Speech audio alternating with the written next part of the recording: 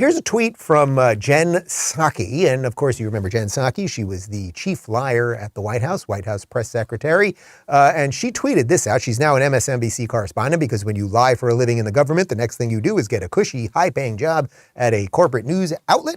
She wrote, "Holy moly, Siena New York Times poll, more than a third of independent voters and smaller but noteworthy contingent of Democrats said they were open to supporting candidates who reject the legitimacy of the 2020 election as they focus on economic issues." Well, my God, she must be freaking out. Why would how bizarre that people might support candidates who have talked about stolen elections before. Well, Glenn Greenwald, who is a lefty, I would say he's shifting a little bit. Maybe he's a little bit, say, where I was a couple of years ago, but certainly a lefty. No one is thinking this guy's a Republican, right?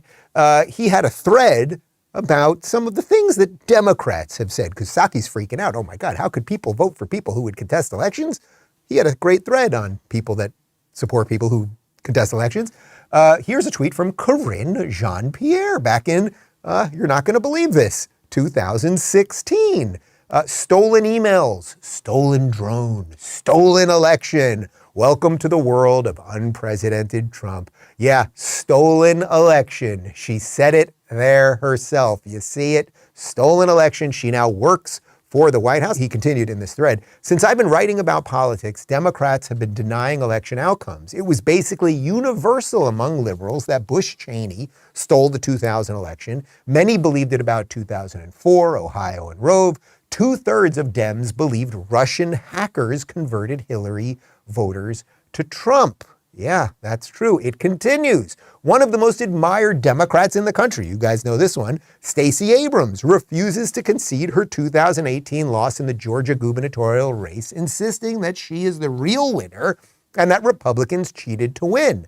The media ignores this whole story when using election deniers." That really, of course, is the point. You guys also know that Hillary Clinton tweeted out during Donald Trump's presidency that he was an illegitimate president, and by golly, we've even got video.